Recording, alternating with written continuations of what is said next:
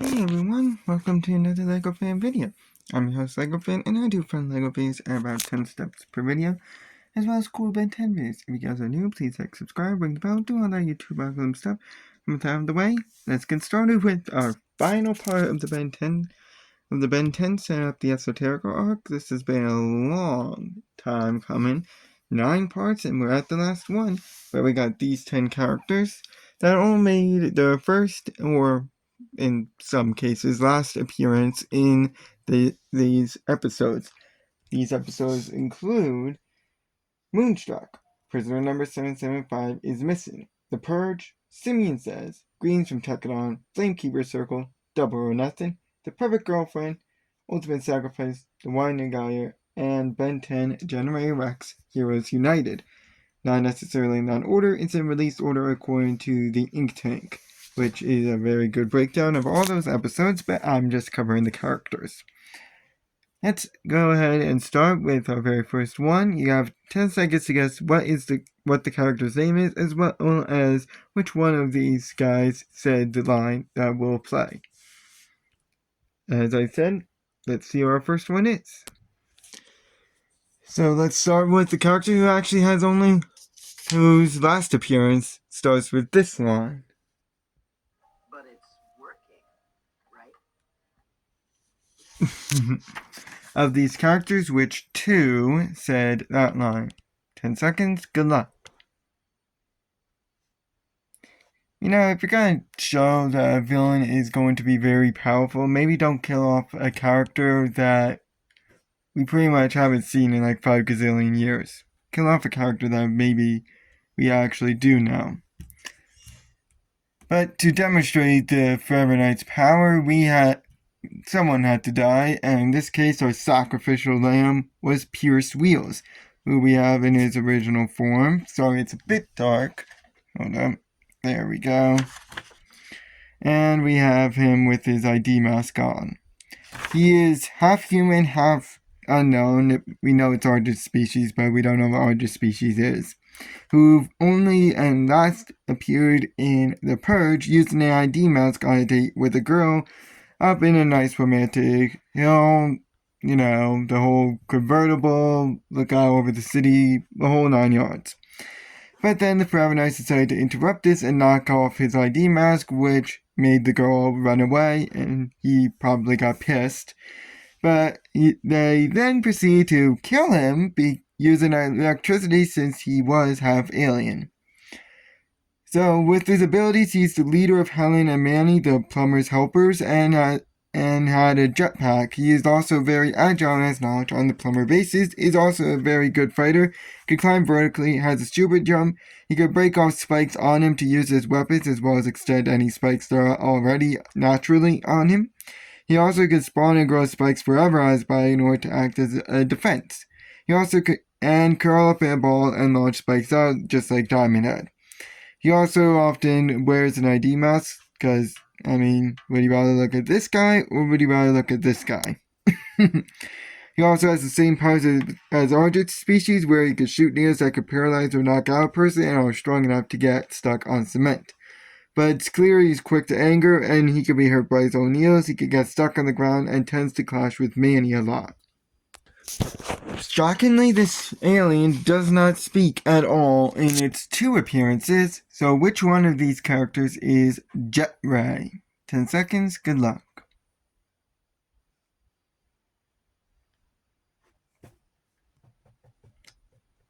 It's a shame that Jetray doesn't make a reappearance in Omniverse.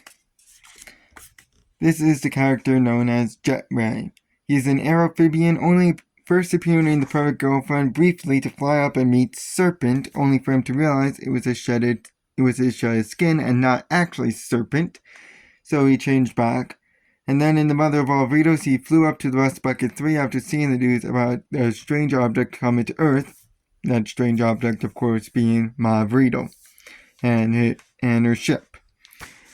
His main ability is the fact that he can fly very fast. In fact, he could go supersonic, which is faster than sound, and he could go so fast that he can go to hyperspace travel. He also can shoot lasers out of his eyes and tail, which can break through cement and metal, as well as making this attack way more powerful if he needs to. He can also swim and breathe underwater and is strong enough to lift Humongousaur. He also can't be hurt by fire or any laser blasts, and he can breathe in space. But his attacks won't work on any energy absorbers. He is weak to magic. He can't fly in Legend Domain due to its unique properties. His lasers also can be deflected back by mirrors. He can be harmed by his own attacks. He can be caught in Spider Monkey's weapon, and he can have inconvenient timeouts as he could be mid-flight when he does timeout. Time to cover another character's last appearance with... Yes, sir. Nothing left but a gigantic crater. But there's no blast marks. It wasn't blown up. No scorching, so it wasn't energy beamed. Well, it's low. Ignore that last part, but of these characters, which one said that line? 10 seconds, good luck. I mean, technically it's not his last appearance. He does make flashback appearances in Omniverse, but in terms of his actual, adult version, this will be the last we ever see of Cooper. He's a mutated human only appearing in prisoner number 775, is missing, discovered the ruins of Area 51, and reported to Max, and then mostly stayed in the background for the rest of the episode, only stating where Rozum is at the very end, towards the end of the episode. So he's a tech whiz, knowing how technology works and how to improve it, as well as alien tech. He's also a plumber, has access to tech and gear, and has respect for Max and could call him for any problems that may arise. And he's also a good mechanic, able to fix or improve any tech. His main ability is the fact that he's a technopath, so he can control and find any sort of technology, as well as levitate technology, so he has some form of telekinesis as well. He can also build any sorts of weapons and destroy them just as easily, and can view future events through tech. He's also very durable and strong and can view what is going on through technology. But he does have a huge crush on Gwen, willing to do anything for her, and can often act impulsively. He also can be hypnotized. And our only new alien to join the roster in this set of episodes.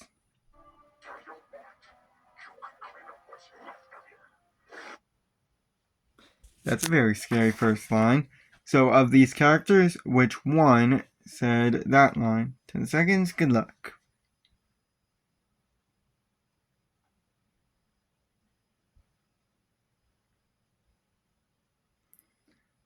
And this is one of the worst aliens ever. One of the worst, according to a lot of the fandom. Ultimate Wildmutt.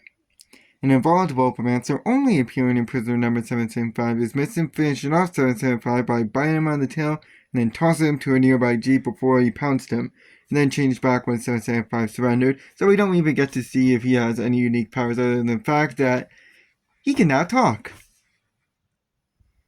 Do you want any other ultimate abilities? Because we pretty much don't have any others.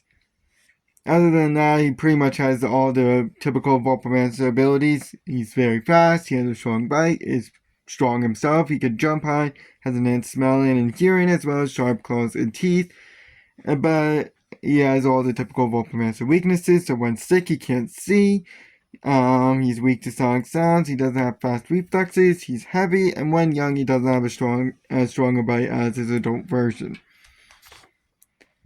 Such a wasted ultimate, and we're not even done with the wasted ultimates because we still got more in Omniverse that are even more wasted than this pathetic excuse for an ultimate.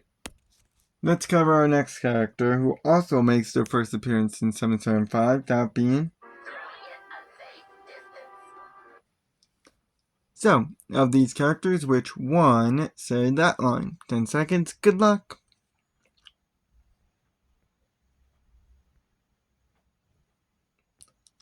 One of the more unique power sets for Bentang Alien, that being Echo. Its Sonorosian first appearing in prisoner number 775 is missing, throwing the self-destructive ship in the lake, expecting it to sink, but it didn't since the lake was more shallow than he thought, and so was shielded from the explosion by Gwen. Then in greens from Tekadon, he battled the last Tekadon and managed to block some of his hits and his clones, and his clones were taking a lot of damage, but once Kevin and Gwen joined, he decided to go ultimate in order to finish him off. Then Flamekeeper's Circle, he finished off the Esoterica and Conduit Edwards by shouting Phil Dax's tank, which rendered him helpless, and then flushed him out of the chamber where he changed back. Then Double or Nothing vowed Albedo's wrath, and since Albedo blamed her for the fact that he's still stuck in his human form, so Echo was grabbed, but then was knocked Wrath away and decided to go Ultimate in order to finish off Albedo. Then the prior girlfriend appeared briefly before going Ultimate in order to battle Elena. Echo can duplicate itself, but unlike Ditto, its clones are separate. They are not connected in any way. This could extend to human clones as well, if he so chooses. His main gimmick ability, other than the fact that he has duplication abilities, is the fact that he can unleash a sonar scream. The size of this can vary, though. It can also be done by the clones at the same time, called a wall of sound. It can be amplified if connected to metal in some way. It can also transmit through tech like a phone. His sneezes are sonic, and the more there are of him, the bigger the wave is going to be. He's also quite strong for his size, is very agile and quite durable. He also has quick reactions. His sonic screens can contain small explosives as well as redirect objects. And these screams are also loud enough to knock people back. And with this scream, he can also perform echolocation. He also has a super jump and can make himself into an echo chamber, where all his clones yell at once until the opponent is knocked out by surrounding them in like a big circle. He also can survive space and use the sound waves for a shield. He also has some limited flight abilities as well. But sonar screens can damage ears of his nearby teammates. He's also weak to larger needles, can be frozen.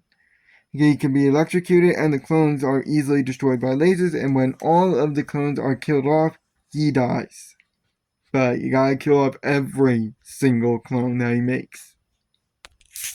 The next one up is...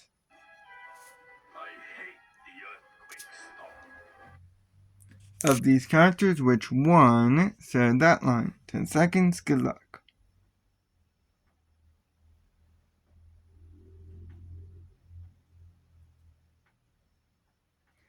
So, this is the character known by the name of NRG. Literally spelled exactly as it sounds. He is a Pryptosian B, first appearing in the Purge, battling Trumpipula on the street and managed to trap him and actually attempted to melt Trumpipula's ship as he was getting away, or trap it was not clear, but then was blocked by Audrey and changed back. And then later he challenged Driscoll into a duel before changing back. Then Double or Nothing battled Fridge and broke out of his frozen entombment, which scared Fridge to the point of retreat, before changing to Ultimate Spider Monkey to battle Hugh. And then broke into a warehouse later on in the episode where Albedo was. It took us months before he threw Hugh into a pillar. And when he noticed Albedo getting away, he changed to Ultimate Spider Monkey. Then in the Winding Gyre, he battled the trash monster but couldn't make a dent in it and was beat, so he decided to fall back to the Rust Bucket 3. His main gimmick ability is the fact that he can produce heat when in his suit in order to melt metal. This doesn't include his suit. And he can do this to his whole body in order to get people off of him. He also has enhanced durability due to this suit, and this suit can also deflect mana and electric attacks. He can also turn the ground to lava and launch lava out of the ground, which can also be done from a distance if he so chooses, as well as fire energy beams through the slots in his suit. He's also strong enough to lift Humongousaur, but he is still susceptible to water in his suit, which can produce steam. He can also be picked up by radiation detectors and is not at full power when in his suit, and his power is greatly weakened when contained in it. He also can be weakened by ice, can be stopped by goo, is not fast, and if blasted in the face he could get knocked out, and his ranged attack can also be blocked. I know I keep saying in his suit. We'll get his true form in Omniverse, but for now we just have his suit form. Let's see who our next character is. Of what you might call the contrary. I do believe I'd like to close them all. Of these characters left, which one said that line? 10 seconds, good luck. Not really nothing to say, but we have finally got the other half of this famous Ben 10 villain duo. Though villain kind of is not exactly the best term for him. And that would be the character of Octagon Vreedle, the other half of the Vreedle brothers. He is a Vreedle, only appearing in the mother of all Vreedles, robbed a bank with the help of his mother and brother before driving them to Earth to make more pretty boys, and built the machine before he battled Gwen and Kevin, who convinced him to turn on Wild Vreedle and arrest her, leaving with her and the pretty boys at the end of the episode. So he owns a spaceship which he can pilot and store weapons in, which includes a wide arsenal of laser guns, which he's pretty accurate with, as well as a rocket launcher. He also can breathe the space and is the smarter of the two brothers, the other one being Ron Boyd. He's also a good liar, has knowledge on aliens and alien artifacts, as well as being somewhat agile. He also has plumber armor and gear, is very durable, has good hearing, is a relentless repo man, those who repossess objects. He's also indestructible. He can just clone himself if he's ever blown up. But he can be distracted by bubble wrap. He is a bit of a coward, he can't read alien, and tends to underestimate his opponents. Let's cover the most borderline character that we have today with Max Tennyson. Long time no see. that guy. Of these characters, which one said that line? 10 seconds, good luck.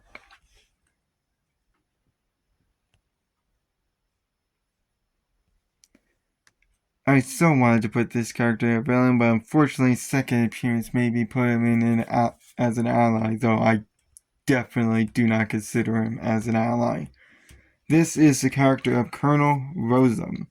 He is a human, first appearing in Prisoner number 775 is Missing, where he acted as sort of the main antagonist, where he illegally captured any aliens that were sent to Earth either as a prisoner or in other reasons, and stored them under Area 51, and this was that way for 40 to 50 years until old George blew the place up, which exposed all the cells that were holding all 775 aliens. He then told them that Prisoner 775 is missing, and tried to protect his family at the end of the episode. He still thinks his actions were justified despite all of the actions in the episode. And while I wanted to include him as a villain, as I said, his second appearance made me put him as an ally. And that second appearance is in the Wildmutt Gyre at the start, where he explained the situation to Ben and the team and how he needs their help to locate any survivors on the patch, which includes his sister. He is a high-ranking officer and has men loyal to him, and specifically in charge of any unusual activities involving the Air Force. He also knows and respects diplomats and has knowledge on top-secret projects. He's also very intelligent, has a gun, does have secret agents that work under him, as well as knowledge about different alien species. He also owns and operates a Jeep and has illegally advanced materials in order to hold aliens and operates the cells that were hidden under Area 51. But he is a human and has no unique abilities of his own, is biased against aliens, and protects his family under any cost. Time for one of the most unique and one-note villain. And one-note villain, that being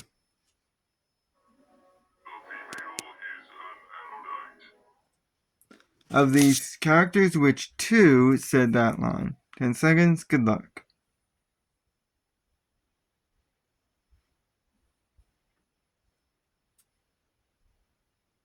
So this is the character only going by the name of the Synthroid. We have him in his ID mask and him without the ID mask. He only appeared in the episode Moonstruck. Capturing in the past, he captured Verdora to use as a battery on his world, but then was shot down by Max.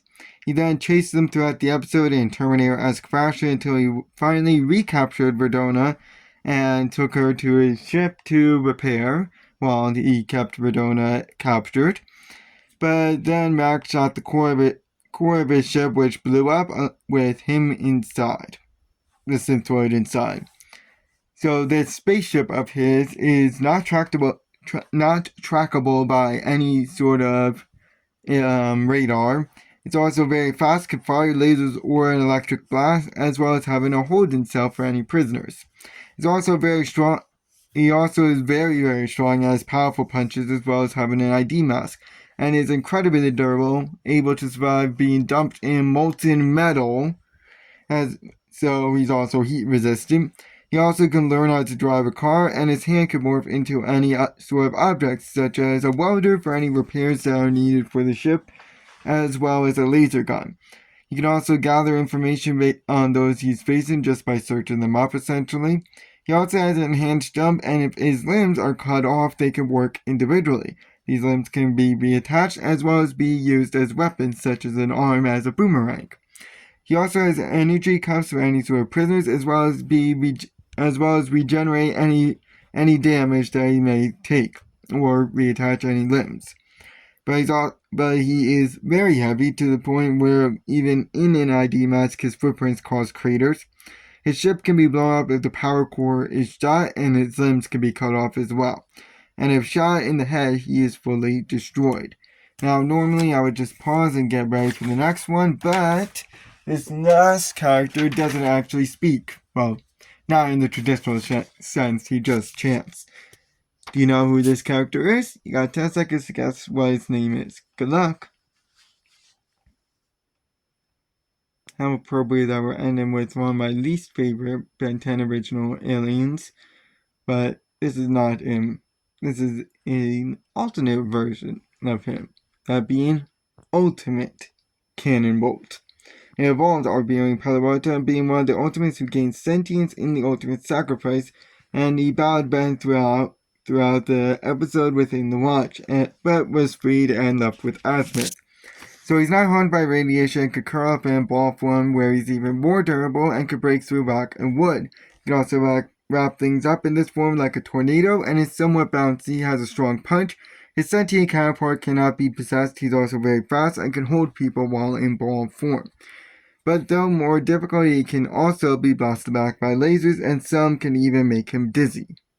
Thank you guys for watching. We'll be building Hey Hey in the next episode. So long.